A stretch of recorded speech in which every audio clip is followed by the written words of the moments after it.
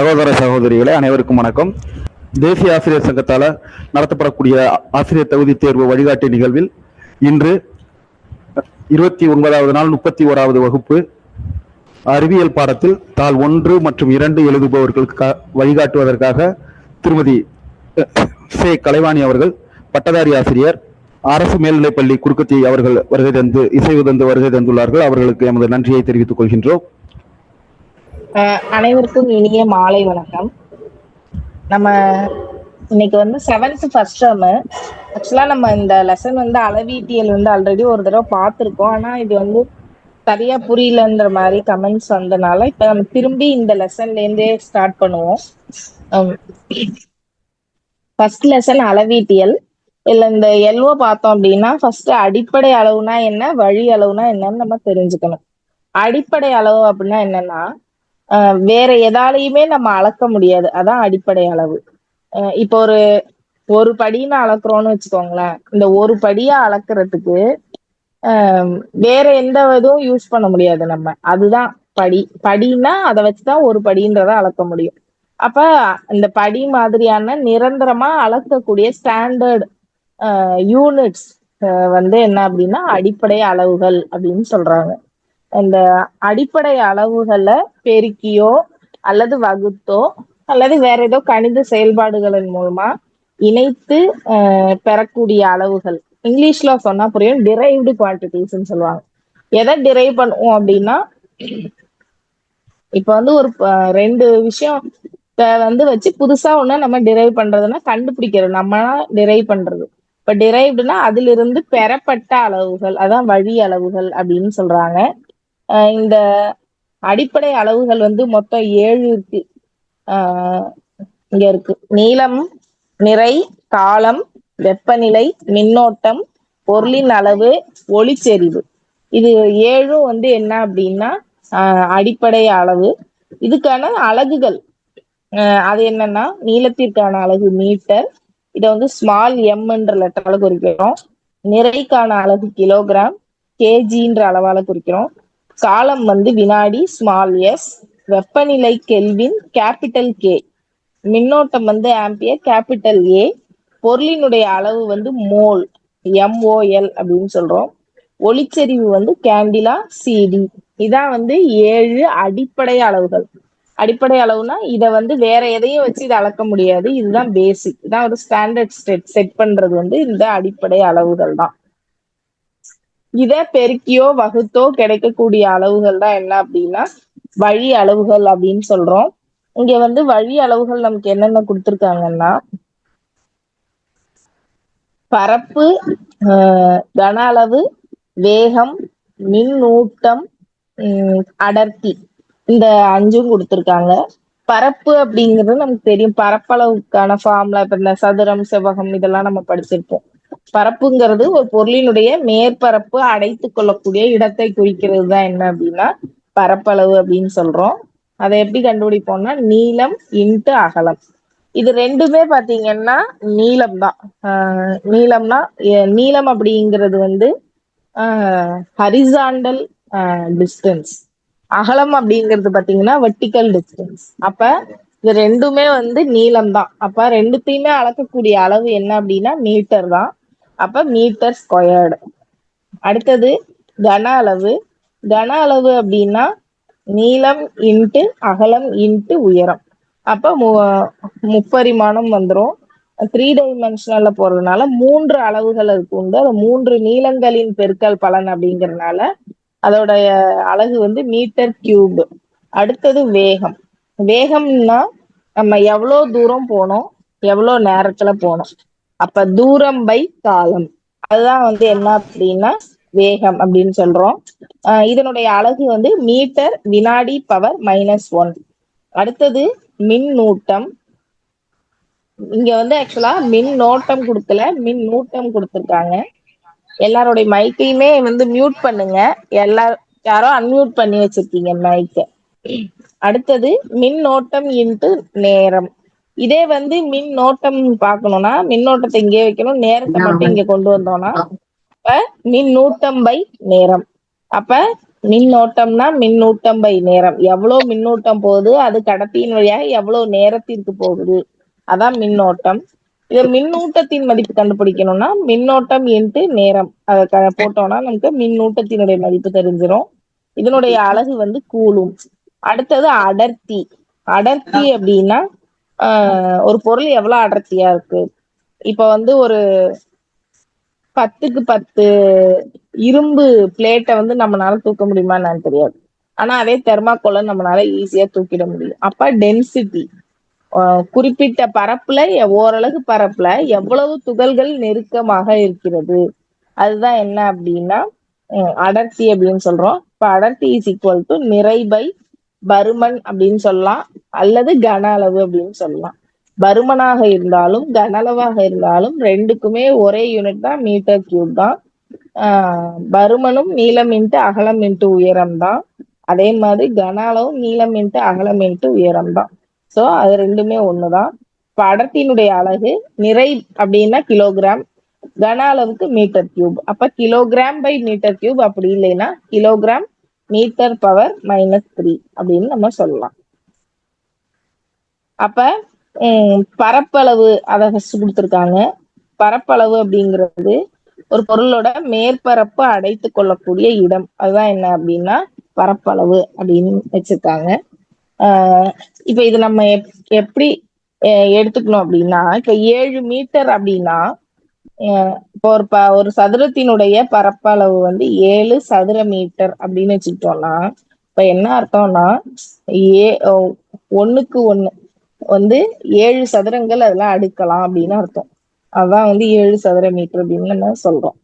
அப்ப பரப்பளவு அப்படிங்கிறது நீளம் இன்ட்டு அகலம். எல்லாமே சதுரத்திற்கு வந்து எல்லா பக்கங்களும் சமம் அப்படிங்கிறதுனால A² சொல்றோம். ஆனா இப்ப செவ்வகத்துக்கு பாத்தீங்கன்னா நீளம் அகலம் வித்தியாசப்படும். நீளம் வேறையா இருக்கும், அகலம் வேற கம்மியா இருக்கும், நீளம் ஜாஸ்தியா இருக்கும். அதனால அதனுடைய பரப்பளவு வந்து L இன்ட்டு B அப்படின்னு வச்சிருக்கோம். இப்ப அந்த மாதிரி ஒழுங்கான வடிவங்களுக்கு வந்து பரப்பளவு கண்டுபிடிக்கிறதுக்கு வந்து ஃபார்முலாஸ் பயன்படுத்தி நம்ம வந்து ஈஸியா கண்டுபிடிச்சிக்கலாம். அதுல வந்து சதுரம், செவ்வகம் எல்லாம் கொடுத்துருக்காங்க. இங்க வந்து ஒரு கணக்கு கொடுத்துருக்காங்க. 1 மீட்டர் பக்க அளவு கொண்ட 10 சதுரங்களை கொண்ட பொருளொன்றின் பரப்பளவு என்ன? 1 மீட்டர் பக்க அளவு கொண்ட 10 சதுரங்கள். அப்ப 10 சதுரங்களை அடுக்கிறோம், அதோட பக்க அளவு வந்து 1 மீட்டர். அப்பன்னா அதனுடைய இன்னொரு பக்கமும் 4 பக்கமும் சமங்கிறதுனால அப்ப 1 இன்ட்டு 1, அப்ப 1 மீட்டர் 1 சதுர மீட்டர் பரப்பளவு கொண்ட 10 சதுரத்தை அடுக்கணும்னா அப்ப 10 சதுர மீட்டர் தான் அதனுடைய இது பரப்பளவு அப்படிங்கிறத இங்க நம்ம கண்டுபிடிக்கிறோம்.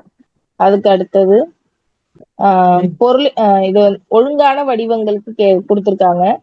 சதுரத்திற்கு பக்கம் இன்ட்டு பக்கம், அப்ப A இன்ட்டு A² அப்ப 2 இன்ட்டு 2 போட்டா 2² போடுறோம் இல்லையா, அதான் இங்க சொல்ல வராங்க. அடுத்தது செவ்வகம் L இன்ட்டு B LB, வட்டம் அப்படின்னா πr², அதான் அதனுடைய பரப்பளவிற்கான ஃபார்முலா. முக்கோணம் அப்படின்னா ½ BH, இதான் வந்து முக்கோணத்திற்கான ஃபார்முலா. உயரம் அகலம் இன்ட்டு உயரம் ½ BH, அதான். அதுக்கு அடுத்தது இத வந்து ஒழுங்கான வடிவத்துக்கு இப்படி கண்டுபிடிக்கலாம். ஆனா ஒழுங்கற்ற வடிவத்துக்கு எப்படி கண்டுபிடிக்கலாம் அப்படின்னா, வரைபட முறையில இங்க கொடுத்துருக்காங்க இல்லையா, ஒரு கிராஃப் ஷீட்ல அந்த ஒழுங்கற்ற வடிவத்தை வச்சு அதோட அவுட்லைனை வரைஞ்சி அதுல இருக்கக்கூடிய அந்த அலகுகளோட அந்த பாக்ஸ் இருக்குள்ள 1 மில்லிமீட்டர் சதுர பரப்பளவு கொண்ட பாக்ஸஸா பிரிச்சிருப்பாங்க இல்லையா, அதுல எத்தனை இருக்குன்னு சொல்லி அதை வந்து கவுண்ட் பண்ணி எழுதுறதன் மூலமா அதனுடைய பரப்பளவு வந்து நம்மளால கண்டுபிடிக்க முடியும் அப்படின்னு சொல்லியிருக்காங்க. அதுக்கு அடுத்தது உங்களுக்கு தெரியுமா என்ன கொடுத்துருக்காங்கன்னா, 1 சதுர மீட்டர் என்பது ஒரு அடுத்தது வந்து கன அளவு அல்லது பருமன். இப்போ வந்து பிளேன் பத்தி பார்த்திருப்போம். அதாவது பிளேன்னா அச்சு, இப்ப எக்ஸ் அச்சு, ஒய் அச்சு, தளம் அப்படின்னு சொல்லுவோம். எக்ஸ் அச்சு, ஒய் அச்சு, இசட் அச்சு அப்படின்னு சொல்லுவோம். அப்ப இந்த முப்பரிமாணம், இப்ப வந்து ஒரு அச்சு வந்து ஒரு பரிமாணத்தை காட்டும். இப்போ ஒரு டிராயிங் வரைஞ்சிருக்காங்கன்னா ஒரு டிராயிங்கோட முன்பக்கம் என்ன இருக்கு அப்படின்றது மட்டும்தான் நம்மளால கண்டுபிடிக்க முடியும். இதே வந்து முப்பரிமாணம் அப்படின்னா இப்போ வந்து ஃபார் எக்ஸாம்பிள் ஒரு ரியல் ஒரு பொருள் இருக்கு, ஒரு ரியல் ஆப்ஜெக்ட் இருக்குன்னா அந்த ஆப்ஜெக்ட்டுக்கு மேல என்ன இருக்கு, கீழே என்ன இருக்கு, சைட்ல என்ன இருக்கு, இதெல்லாம் நம்மளால பார்க்க முடியும். அப்ப ஒரு ஒரு டைமென்ஷனையும் தாண்டி 3 பரிமாணங்கள்ல 3 கோணங்கள்ல அது எப்படி இருக்குன்றத நம்மளால பார்க்க முடியும். அதான் முப்பரிமாணம். அப்ப ஒரு பரிமாணம்னா ஒரு தளத்தில் அடைபடக்கூடிய வடிவங்கள். அப்ப வந்து அது என்னன்னா இப்போ ஒரு டிராயிங் அப்படின்னா நீங்க அதை ஒரு பக்கத்துல இருந்து மட்டும்தான் பார்க்க முடியும். அதோட டைமென்ஷன் வந்து பின்னாடி என்ன சைட்ல என்னன்றது நமக்கு தெரியாது. ஆனா வந்து முப்பரிமாண அளவு அதுதான் என்னன்னா இப்போ ஹைட்டு, அகலம், அடுத்து வந்து உயரம். இது மூன்று அளவுகளையும் வந்து நம்மளால வச்சு சொல்றதுதான் என்ன அப்படின்னா கன அளவு. அதுதான் வந்து இங்க அடுத்து நம்ம பார்க்க போறோம். சதுரத்தினுடைய கன அளவு வந்து ஏ கியூப், பக்கம் இன்ட்டு பக்கம் இன்ட்டு பக்கம். அடுத்தது கன செவ்வகம் கியூபாய்டு. ஃபர்ஸ்ட் கியூபு, அடுத்து கியூபாய்டு, அதுக்கு அடுத்து ஸ்பியர். ஃபர்ஸ்ட் கியூபாய்டோடது வந்து l into b into h. கோலத்தினுடைய இது வந்து 4/3 பைஆர் கியூப். அதுக்கு அடுத்தது வந்து உருளை சிலிண்டரோடது வந்து என்ன அப்படின்னா பைஆர் ஸ்கொயர் ஹெச். இதுதான் என்ன அப்படின்னா அதனுடைய கன அளவிற்கான வாய்ப்பாடு. அதுக்கு அடுத்தது இங்க வந்து ஒரு கணக்கு கொடுத்திருக்காங்க. அடுத்து வந்து திரவங்களினுடைய கன அளவு. திரவங்களுடைய கன அளவு அப்படிங்கிறது திரவம் வந்து ஒரு குறிப்பிட்ட இடத்த அடைச்சுக்குமானா கண்டிப்பா அடைச்சுக்கும். ஆனா வந்து அதுக்கு வந்து டெஃபினட் வால்யூம் கிடையாது. Definite volume in the sense இப்போ இதுதான் இதோடைய கன அளவு அப்படின்னு சொல்ல முடியாது. அதோடைய கொள்கலனை வச்சுதான் அதை அளக்க முடியும். டைரக்டா வந்து அதனுடைய கன அளவை நம்மளால அளக்க முடியாது. இப்போ ஒரு சதுர வடிவ பொருள் கன சதுர வடிவ பொருள் இருக்குன்னா அதுக்கு உயரம் இருக்கும், நீளம் இருக்கும், அகலம் இருக்கும். ஆனா திரவங்களை பொறுத்த வரைக்கும் வந்து டெஃபினட் ஷேப் கிடையாது. அதுக்கு ஒரு குறிப்பிட்ட வடிவம் இல்லாதனால டைரக்டா நம்மளால அதை மெஷர் பண்ண முடியாது. அதை வந்து by means of measuring jars, அது அளவைகள் பொறிக்கப்பட்ட கலன்கள் மூலமாக தான் நம்ம என்ன பண்ண முடியும் அப்படின்னா அதோடைய கன அளவை வந்து நம்ம அளக்க முடியும். அப்ப திரவங்களின் கன அளவுங்கிறது அது எந்த கண்டெய்னர்ல நம்ம வச்சிருக்கோமோ அதனுடைய கன அளவு என்னவோ அதுதான் வந்து அந்த திரவத்தினுடைய கன அளவாகவும் இருக்குது. ஒரு லிட்டர் அப்படிங்கிறது என்னன்னா 1000 கன சென்டிமீட்டருக்கு சமம். அப்ப 1000 milli litre is equal to 1 litre அப்படின்னு சொல்றாங்க. இது இல்லாம இப்ப லிட்டர் அப்படிங்கிற அளவு இல்லாம திரவங்களின் கன அளவை அளப்பதற்கு வேற சில அளவுகள் பயன்படுத்தப்படுது. கேலன், அவுன்ஸ், குவார்ட் அப்படின்னு சொல்லக்கூடிய வேற சில அளவுகள் பயன்படுது. அந்த அளவுகள் வந்து என்னென்ன அப்படின்னா ஒரு கேலன்னா 3785 மில்லி லிட்டர், அவுன்ஸ் அப்படின்னா 30 மில்லி லிட்டர், குவார்ட் அப்படின்னா 1 லிட்டர். அதான் அதுல வந்து உங்களுக்கு தெரியுமால அது வந்து கொடுத்திருக்காங்க. அப்ப திரவங்களின் பருமனை அளக்கக்கூடிய வேறு சில அலகுகள் என்னென்ன, அதாவது எஸ்ஐ அலகால் அங்கீகரிக்கப்படாத அளவுகள் கேலன், அவுன்ஸ், குவார்ட். இது மூணும் வந்து திரவங்களுடைய பருமனை அளக்கக்கூடிய வேறு சில அளவுகள். அதுக்கு அடுத்தது அடர்த்தி. இப்ப ஒரே சைஸ்ல இருக்கிற ஒரு இரும்பு பாலையும் போடுறோம், தெர்மோகோல் பாலையும் தண்ணியில போடுறோம். ஆனா இரும்பு மூழ்கிடும், தெர்மோகோல் வந்து என்ன பண்ணாது அப்படின்னா முழுகாது. அதுக்கு காரணம் வந்து அதனுடைய அடர்த்தி. இதுதான் பயோவன்ஸ் ஃபோர்ஸ்ன்னு சொல்லக்கூடிய மிதத்தலுக்கான அடிப்படை வந்து இதுதான். அடர்த்தி மிகுந்த பொருளில் அடர்த்தி குறைந்த பொருள் வந்து மிதக்கும். இதுதான் வந்து மிதத்தலுக்கான விதி, ஃபர்ஸ்ட் விதி. அப்ப வந்து என்னன்னா தண்ணியை விட அடர்த்தி மிகுந்த இரும்பு குண்டு வந்து நீரில் மூழ்குது. அதே வந்து தண்ணீரை விட அடர்த்தி குறைந்த தெர்மாக்கோல் வந்து என்ன பண்ணுது அப்படின்னா இதுல நீரில வந்து மிதக்குது. அதுதான் வந்து அடர்த்தி மிதத்தலுக்கான விதி. இங்க வந்து அடர்த்தி கொடுத்திருக்காங்க. அடர்த்தி அப்படின்னா என்னன்னா நிறைபை பருமன் ஏற்கனவே நம்ம பார்த்தோம். இப்ப நிறைன்றது கிலோகிராம், பருமன்ன்றது வந்து மீட்டர் கியூப். இதுக்கான அந்த ஒரு மூணுக்கும் உள்ள அந்த ரிலேஷன் இது மூணையும் கொடுத்துருக்காங்க. டி இன்ட்டு வி அப்படின்னா மாஸ். அப்ப டென்சிட்டி இன்ட்டு வால்யூம். அப்ப அடர்த்தி இன்ட்டு கன அளவு வந்து நிறைக்கான ஃபார்முலா. இப்ப m டிவைடட் பை டி, நிறை பை அடர்த்தி அப்படின்னா நமக்கு வந்து v கிடைக்கும். அதே நிறை பை கன அளவு அப்படின்னா நமக்கு வந்து d கிடைக்கும். இதான் இது மூணுத்துக்குமான தொடர்பு. சப்போஸ் உங்களுக்கு இந்த ட்ரையாங்கிள் புரியலன்னா கீழேயே கொடுத்துருக்காங்க. அடர்த்தி அப்படின்னா நிறை பை கன அளவு, நிறை கண்டுபிடிக்கணும்னா அடர்த்தி இன்ட்டு கன அளவு. ஒன்றும் இல்லை, நம்ம வந்து யூஸ்வலா என்ன பண்ணுவோம், ஒரு ஃபார்முலால இருந்து இன்னொரு இதை டிரைவ் பண்றதுக்கு என்ன பண்ணுவோம், எது தேவையோ அதை அங்கேயே வச்சுப்போம். மற்றதை இந்த ஈக்குவல்ட்டுக்கு இந்த பக்கம் கொண்டு வருவோம். கொண்டு வரும்போது பிளஸ்ல இருக்கிறது மைனஸா மாறும், கீழே இருந்ததுன்னா அது மேல போகும். அப்ப இங்க நிறை நம்ம கண்டுபிடிக்கணும்னு வச்சுக்கோங்க. இப்ப நிறைய இங்கேயே வச்சுக்கிறோம், கன அளவை இந்த பக்கம் கொண்டு வரோம். அப்ப என்ன கிடைக்கும் நமக்கு, அடர் இங்க வந்து பைல இருக்கு, அப்ப இங்க இன்ட்டுல வரும். அப்ப அடர்த்தி இன்ட்டு கன அளவு, அதான் நமக்கு கிடைக்கும். அடுத்து கன அளவு கண்டுபிடிக்கணும். இப்ப இந்த கன அளவு வந்து டிவிஷன்ல இருக்கு. ஆக்சுவலா நமக்கு 1 கன அளவு வேணா, கன அளவு தான் வேணும். அப்ப என்ன பண்ணோம்னா தலைகீழி நம்ம மாத்திக்கிறோம். கன அளவை இந்த பக்கம் கொண்டு வரோம், அடர்த்தியை இந்த பக்கம் கொண்டு வரோம். அப்ப அடர்த்தி இங்க மேல இருக்கு, சோ கீழே வந்துடும், நிறை பை அடர்த்தின்னு வந்துடும். கன அளவு இந்த பக்கம் வந்ததுன்னா கன அளவு மேல போயிடும்.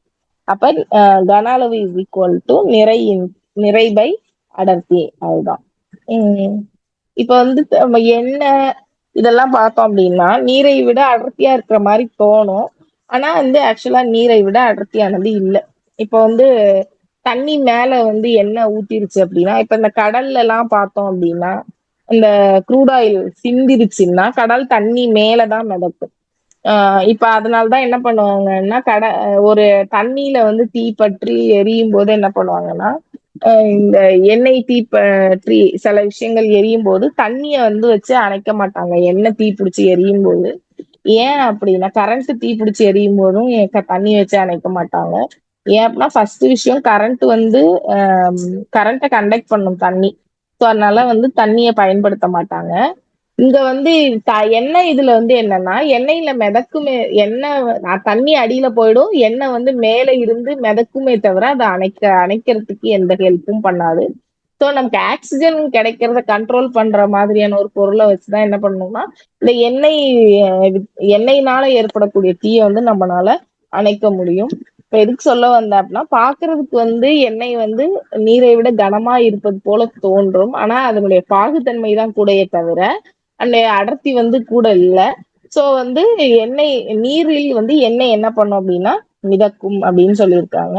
நீரை விட அடர்ந்த எண்ணெயும் இருக்கு, ஆனா எல்லா எண்ணெயும் வந்து நீரை விட அடர்த்தி மிகுந்த எண்ணெய் இல்லை அப்படின்னு சொல்லியிருக்காங்க. அதுக்கு அடுத்தது பொருள்களுடைய அடர்த்தி சில விஷயங்கள் கொடுத்துருக்காங்க இங்க. காற்றினுடைய அடர்த்தி என்ன, திரவங்கள்ல வந்து மண்ணெண்ணெய், நீர், பாதரசம் இதனுடைய அடர்த்தி என்ன, அடுத்து திண்மத்துல மரம், அலுமினியம், இரும்பு, தாமிரம், வெள்ளி இதனுடைய அடர்த்தி என்ன அப்படின்னு சொல்லி இங்க கொடுத்துருக்காங்க. அதுக்கு அடுத்தது வந்து இங்க கணக்கு கொடுத்துருக்காங்க. இப்ப என்ன கொடுத்துருக்காங்க, பெட்டியினுடைய பருமன் கொடுத்துட்டாங்க, அதனுடைய நிறை என்ன அப்படின்னு சொல்லி கேட்டிருக்காங்க. இப்ப இரும்பினால் செய்யப்பட்ட பெட்டின்னு ஒரு க்ளூ கொடுத்துருக்காங்க. அப்ப நம்ம என்னன்னா இரும்போடைய அடர்த்தி நமக்கு தெரியும், இங்க கொடுத்துருக்காங்க. இரும்பினுடைய அடர்த்தி என்ன கொடுத்துருக்காங்க, 7800 கிலோகிராம் மீட்டர் கியூப். அப்ப அதை வச்சுக்கிட்டு நம்ம என்ன கண்டுபிடிக்கணும்னா அதனுடைய நிறை கண்டுபிடிக்கணும். இப்ப நிறைக்கான ஃபார்முலா என்ன, ஏற்கனவே நம்ம பார்த்ததுதான். நிறைக்கான ஃபார்முலா அடர்த்தி இன்ட்டு கன அளவு. அப்ப இங்க 125 சென்டிமீட்டர் கியூப்ல இருக்கு. இரும்போட அடர்த்தி வந்து அவங்களே கொடுத்துறாங்க, 7.8 kilo gram per centimetre cube மாத்தி அவங்களே கொடுத்துட்டாங்க. இப்ப என்ன பண்ணணும், 7.8 இன்ட்டு 125 பெருக்கணும்னா நமக்கு அதனுடைய நிறை வந்து கிடைச்சிரும். 975 கிராம் அப்படிங்கிறது நமக்கு கிடைச்சிரும். அதுக்கு அதே மாதிரி மேல ஒரு கணக்கு கொடுத்துருக்காங்க. 280 கிலோகிராம் நிறை கொண்ட ஒரு திட உருளையின் கன அளவு 4 மீட்டர் கியூப், அதன் அடர்த்தியை காண்க. இது நேரடியான கேள்விதான். நிறை பை பருமன். இப்ப 280 பை 4, அப்ப 280 பை 4 வந்து 7 4 7 28. அப்ப 70 கிலோகிராம் மீட்டர் கியூப் அப்படிங்கிறது தான் ஆன்சரா கிடைக்கும். அதுக்கு அடுத்தது வானியல் பொருட்களுடைய தூரங்களை அளக்கிறது, ஆஸ்ட்ரோனாமிக்கல் யூனிட்ஸ். அதாவது விண்வெளியில இருக்கக்கூடிய பொருட்களிலேயே தொலைவு. ஃபர்ஸ்ட் விஷயம் என்ன கொடுத்திருக்காங்கன்னா வானியல் அலகு அப்படின்னு கொடுத்திருக்காங்க. இப்ப பூமி வந்து நீள்வட்ட பாதையில பூமியை சூரியனை சுத்தி வருது. அப்ப நீள்வட்டம் அப்படின்னாவே என்னன்னா ரெண்டு டிஸ்டன்ஸ் இருக்கும். இப்ப வட்டம்னு எடுத்துக்கிட்டோம்னா வட்ட பருதி வந்து ஆரத்திலிருந்து எல்லா இடங்களிலும் சமமான தூரத்துலதான் இருக்கும். அதனாலதான் ஆரம் வந்து என் நம்பர் ஆஃப் ரேடியஸ் சொல்லுவோம்.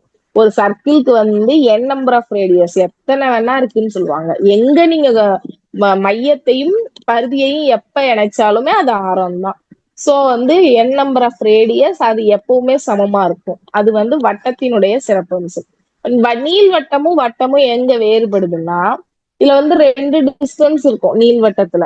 ஒண்ணு என்ன அப்படின்னா இந்த படம் கூட இங்க இருக்கும் பாருங்க. இப்ப இங்க நீள்வட்டம்ன்றப்ப ரெண்டு டிஸ்டன்ஸ் இருக்கும். அதோட உயரம் வேற மாதிரி இருக்கும், அகலம் வேற மாதிரி இருக்கும். அப்ப இங்க ரேடியஸ்னு ஒண்ணு நம்மளால சொல்லவே முடியாது. அப்ப சூரியனை வந்து பூமி நீள்வட்ட பாதையில தான் சுத்துது. அப்ப அண்மை தொலைவுன்னு ஒண்ணு இருக்கும், சேய்மை தொலைவுன்னு ஒண்ணு இருக்கும். அண்மைனா கிட்டக்க, அண்மையில அண்மையில காலமாயிட்டாங்க அப்படின்னு சொல்லுவாங்க. அண்மையில் அப்படின்னா கொஞ்ச தூரம் தான் அப்படின்னா ரெண்டு பக்கத்துல பக்கத்துல இருக்கிற தூரம்.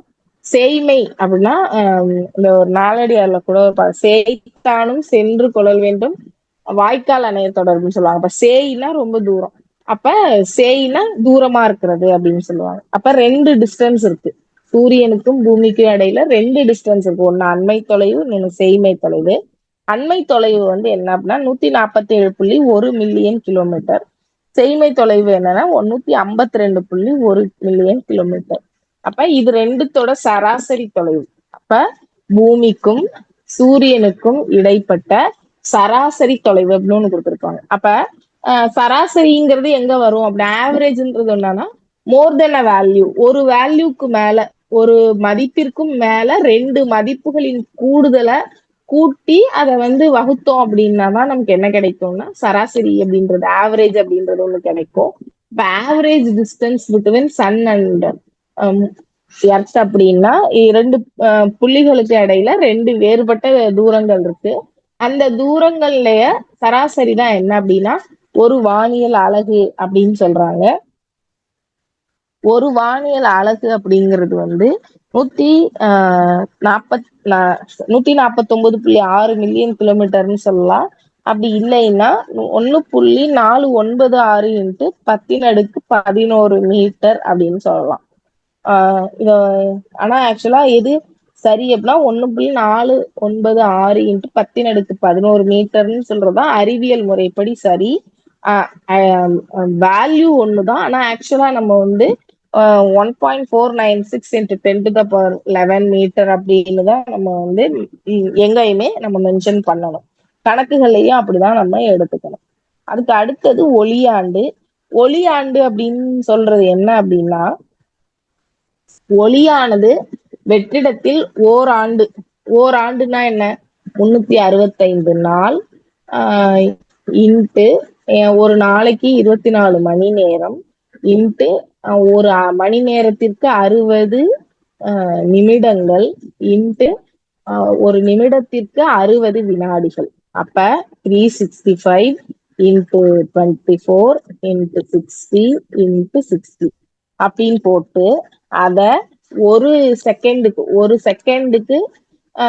ஒளியானது வெற்றிடத்துல எவ்வளவு தூரம் போகும் அப்படின்னா 3 இன்ட்டு 10^8 மீட்டர் பர் செகண்ட் போகும். அதாவது 3 இன்ட்டு 10^8 மீட்டர் தூரம் வந்து ஒளியானது வெற்றிடத்துல ஒரு செகண்ட்னா ஒரு கை இப்படி தொடக்குற நேரத்துல 3 இன்ட்டு 10^8 மீட்டர் தூரம் வந்து ஒளியானது போகும். அப்ப ஒரு வருஷத்துக்கு எவ்வளவு போகும் அப்படின்னா ஒரு வருஷத்தை நம்ம ஒரு செகண்டா நம்ம மாத்துறோம். செகண்டா நம்ம மாத்தலாம் என்ன பண்ணா ஃபர்ஸ்ட் 4, அப்புறம் ஃபர்ஸ்ட் எத்தனை 4, அப்புறம் எத்தனை நிமிடம், அப்புறம் அது எத்தனை நொடியா மாறுது அப்படிங்கிறதுக்காக அதெல்லாம் பெருக்கி ஒரு மதிப்பு வரும். அதுக்கப்புறம் அததான் என்ன கண்டுபிடிக்கிறாங்கன்னா 3.153 இன்ட்டு 10^7 வினாடிகள் ஒரு வருஷத்துக்கு இருக்கு. அதை எதோட பெருக்கிறோம்னா 3 இன்ட்டு 10^8 பெருக்கிறோம். அப்படி பெருக்கும் போது நமக்கு என்ன கிடைக்குதுன்னா 1.46 இன்ட்டு 10^15 மீட்டர். இதுதான் என்ன அப்படின்னா ஒளியானது வெற்றிடத்தில் ஓராண்டு பயணிக்கக்கூடிய தொலைவு அப்படின்னு நம்ம கண்டுபிடிக்கிறோம். இதான் ஒளி ஆண்டு. ஒளி ஆண்டுனா ஒண்ணும் இல்லை, லைட் இயர் அப்படின்றது வேக்கம்ல வெற்றிடத்துல லைட் வந்து டிராவல் பண்ணக்கூடிய டிஸ்டன்ஸ், அததான் என்ன சொல்றோம் அப்படின்னா லைட் இயர்னு சொல்றோம். 9.46 இன்ட்டு 10⁻15 மீட்டர் அப்படின்னு சொல்றாங்க. அடுத்தது நமக்கு கிட்டக்க இருக்கக்கூடிய விண்மீன் அது என்ன அப்படின்னா ப்ராக்சிமா சென்டாரின்னு கொடுத்துருக்காங்க. இது எவ்வளவு தூரத்துல இருக்கு அப்படின்னா 2,68,770 வானியல் அலகு வந்து இது கிட்டக்க இருக்கா. இப்ப இதுவே கிட்டக்கன்னா அது எவ்வளவு தூரத்துல இருக்குன்னு பாருங்க. இந்த ப்ராக்சிமா சென்டாரி சூரிய குடும்பத்திற்கு மிக அருகில இருக்கக்கூடிய விண்மீன் வந்து என்னன்னா ப்ராக்சிமா சென்டாரி. அதுதான் வந்து என்னன்னா சூரிய குடும்பத்திற்கு மிக அருகில இருக்கக்கூடிய ஒரு விண்மீன். அது வந்து எவ்வளவு தூரத்துல இருக்குன்னா 2,68,770 அவ்வளவு வானியல் அலகு தூரத்துல அது இருக்கு அப்படின்னு சொல்றாங்க. அதுக்கு அடுத்த லெசன் போயிடலாம். இப்ப இந்த வாட்டி எனக்கு தெரிஞ்சு இது அளவியல். இன்கேஸ் எனி டவுட்ஸ் இல்லைன்னா திசையும் இயக்கமும் இதுல வந்து என்னன்னா ஃபர்ஸ்ட் தொலைவுனா என்ன, இடப்பெயர்ச்சினா என்னன்னு கொடுத்துருக்காங்க. தொலைவு அப்படிங்கிறது வந்து ஏதாவது 2 புள்ளி, அது ரெண்டுக்கும் இடையில இருக்கக்கூடிய தூரம். இப்ப இங்க பாத்தீங்கன்னா விளையாட்டு மைதானம் இருக்கு, வீடு இருக்கு, ஸ்கூல் இருக்கு. இப்ப இந்த பள்ளியில இருந்து விளையாட்டு மைதானத்துக்கு இடையில இருக்கிற டிஸ்டன்ஸும் 2 புள்ளியா வீடையும் விளையாட்டு மைதானத்தையும் எடுத்துக்கிட்டா இது ரெண்டுக்கும் இடையில இருக்கிறதும் என்ன அப்படின்னா தொலைவு தான். வீட்டுக்கும் விளையாட்டு மைதானத்துக்கும் இடையில இருக்கிறதும் தொலைவு தான். அப்ப பொருள் கடந்த பாதையின் தொலைவு அதான் என்ன அப்படின்னா தொலைவு அப்படின்னு சொல்றோம். 2 புள்ளிகளுக்கு இடைப்பட்ட பொருள் கடந்த பாதையின் நீளம் அதுதான் என்ன அப்படின்னா தொலைவு அப்படின்னு சொல்றோம். அதே இடப்பெயர்ச்சி அப்படின்னா என்னன்னா லீனியர் டிஸ்டன்ஸ்ல நேர்கோட்டு தொலைவு. எப்பவுமே நேர்கோட்டு தொலைவு அப்படிங்கிறது குறைந்தபட்ச தொலைவா இருக்கு. அப்ப shortest distance between 2 points. Shortest டிஸ்டன்ஸ்னா 2 புள்ளிகளுக்கு இடைப்பட்ட மிக குறைந்த நேர்கோட்டு தொலைவு. அததான் என்ன சொல்றோம் அப்படின்னா இடப்பெயர்ச்சி அப்படின்னு சொல்றோம், டிஸ்பிளேஸ்மெண்ட் அப்படின்னு சொல்றோம். இப்ப இங்க பாத்தீங்கன்னா ஒரு வீடு இருக்கு, இன்னொரு வீடு இருக்கு, இதுக்கு நிறைய பாதைகள் இருக்கு. இந்த பாதையில எந்த பாதையில போனாலும் நம்ம கடந்த தொலைவு வந்து ஒவ்வொரு பாதைக்கும் மாறுபடும். ஆனா இந்த டிஸ்பிளேஸ்மெண்ட் அப்படிங்கிறது வந்து என்ன ஆகாது அப்படின்னா மாறாது. இந்த வீட்டுக்கும் இந்த வீட்டுக்கும் இருக்கக்கூடிய குறைந்தபட்ச நேர்கோட்டு தொலைவு அது என்ன பண்ணாது அப்படின்னா மாறவே மாறாது. அதுதான் என்ன அப்படின்னா இடப்பெயர்ச்சி அப்படின்னு சொல்றாங்க. அதுக்கு அடுத்தது தொலைவு மற்றும் இடப்பெயர்ச்சி, டிஸ்டன்ஸ் அண்ட் டிஸ்பிளேஸ்மெண்ட் அப்படின்னா என்னன்னு இப்ப நம்ம பார்த்தோம். அதுக்கு அடுத்தது இப்ப இங்க பாருங்க, இது நல்லா தெளிவா புரியும்னு நினைக்கிறேன். இப்ப A-Bன்னு 2 பாயிண்ட் இருக்கு. ஒரு பாதையோட நீளம் 7 கிலோமீட்டர், ஒரு பாதையோட நீளம் 5 கிலோமீட்டர், ஒரு பாதையோட நீளம் வந்து 10 கிலோமீட்டர். இப்ப இதுல எங்க வந்து டைரக்ஷன் வடக்கு திசை, அதாவது மேற்க போகுது. அப்ப இதுல எங்க டைரக்ஷன் மாறாம இருக்கு அப்படின்னா இந்த 5 கிலோமீட்டர்ல தான் டைரக்ஷன் மாறாம இருக்கு. அப்ப இரு புள்ளிகளுக்கு இடைப்பட்ட மிக குறைந்த நேர்கோட்டு தொலைவு, ஷார்டஸ்ட் டிஸ்டன்ஸ் பிட்வீன் 2 பாயிண்ட்ஸ். அதான் என்னன்னா லீனியர் டிஸ்டன்ஸ், அது ரொம்ப முக்கியம். லீனியர் டிஸ்டன்ஸ் பிட்வீன் 2 பாயிண்ட்ஸ் அதுதான் என்ன அப்படின்னா டிஸ்பிளேஸ்மெண்ட் அப்படின்னு சொல்றோம். அப்ப இங்க ஏக்கும் பிக்குமான டிஸ்பிளேஸ்மெண்ட் வந்து 5 கிலோமீட்டர். ஆனா ஏக்கும் பிக்குமான தொலைவு எந்த பாதையை கடக்கிறோன்றத பொறுத்து மாறுபடும். இப்ப இந்த 1வது பாதை வழியா போனீங்கன்னா 10 கிலோமீட்டர், 2வது பாதை வழியா போனீங்கன்னா 7 கிலோமீட்டர், 3வது பாதை வழியா போனீங்கன்னா 5 கிலோமீட்டர். அப்ப இந்த 3வது பாதை தான் displacement, shortest linear distance between A and B. அப்ப அதுதான் வந்து இடப்பெயர்ச்சி, இந்த இரு புள்ளிகளுக்கு இடையில இருக்கக்கூடிய இடப்பெயர்ச்சி அப்படின்னு நம்ம வச்சுக்கலாம். அதுக்கு அடுத்தது இப்ப நம்ம ஒரு தரையில கடக்கக்கூடிய தூரத்தை வந்து என்ன பண்றோம்னா மீட்டர்ல குறிக்கிறோம். ஆனா இந்த கடல் மற்றும் வான்வெளி பயணங்கள்ல இத வந்து எப்படி குறிக்கிறாங்க அப்படின்னா நாட்டிக்கல் மைல் அப்படின்னு சொல்றாங்க. ஒரு நாட்டிக்கல் மைல் அப்படிங்கிறது என்னன்னா 1852 மீட்டருக்கு சமமானது. அப்ப 1.852 கிலோமீட்டருக்கு சமம். ஒரு நாட் அப்படிங்கிறது வந்து 1.852 கிலோமீட்டருக்கு சமமானது அப்படின்னு சொல்றாங்க. இங்க கொடுத்திருக்காங்க. உங்களுக்கு தெரியுமால நாட்டிக்கல் மைல்னா என்னன்னு கொடுத்திருக்காங்க. அடுத்தது வேகம், ஸ்பீட் அண்ட் வெலாசிட்டி. ஸ்பீட் அப்படிங்கிறது என்னன்னா தொலைவு பை காலம். இப்ப நம்ம அங்க மேல பார்த்தோம் இல்லையா, டிஸ்டன்ஸ்னா என்னன்னு பார்த்தோம், டிஸ்பிளேஸ்மெண்ட்னா என்னன்னு பார்த்தோம். அப்ப டிஸ்டன்ஸ் அப்படிங்கிறது வந்து ஒரு பொருள் கடந்த பாதையினுடைய நீளம், அவ்வளவுதான். அது எந்த பாதையா வேணா இருக்கலாம். ஆனா டிஸ்பிளேஸ்மெண்ட்ங்கிறது ஷார்டஸ்ட் லீனியர் டிஸ்டன்ஸ். அப்ப தொலைவு பை காலம், எவ்வளவு தூரம் நம்ம கடந்திருக்கோம், அதை எவ்வளவு நேரத்துல கடந்திருக்கோம், அதுதான் என்ன அப்படின்னா வேகம் அப்படின்னு சொல்றோம். இது வந்து மீட்டர் பை வினாடி. இதனுடைய எஸ்ஐ அலகு என்ன அப்படின்னா மீட்டர் பை வினாடி. ஏன்னா தொலைவை வந்து மீட்டரால் அளக்குறோம், காலத்தை வந்து செகண்ட் வினாடியால அளக்குறோம். ஸோ மீட்டர் பை வினாடி, மீட்டர் பர் செகண்ட். அடுத்தது இத வந்து சீரான வேகம், சீரற்ற வேகம் ரெண்டா சொல்றாங்க. சீரான வேகம் அப்படிங்கிறது என்னன்னா சமகால இடைவெளியில். இப்ப வந்து ஒரு 5 நிமிஷம் எடுத்துக்கிறோம்னு வச்சுக்கோங்களேன். 5 நிமிஷம் ஒரு 10 மீட்டர் போயிருக்குன்னா அடுத்த 5 நிமிஷம் அதே அதே மாதிரி 20வது மீட்டர்ல போயிருக்கு. அதாவது மல்டிபிள்ஸ் ஆஃப் 10ல வந்துட்டே இருக்கும். சப்போஸ் வந்து 5 கிலோமீட்டர் போகுது அப்படின்னா ஃபர்ஸ்ட் 5 நிமிஷத்துல அடுத்து வந்து மல்டிபிள்ஸ் ஆஃப் 5 கிலோமீட்டர்ஸ்ல 5ல போயிட்டு இருக்கும். ஃபர்ஸ்ட் வந்து 5, அப்புறம் 10, அப்புறம் 15, அப்புறம் 20, 25 இப்படி. அப்ப சமகால இடைவெளியில சம அளவு தூரத்தை கடந்தால் அதுதான் என்ன அப்படின்னா இந்த சீரான வேகம் அப்படின்னு சொல்றாங்க. சீரற்ற வேகம்னா சமமான கால இடைவெளியில சமமற்ற தொலைவு கடந்தா.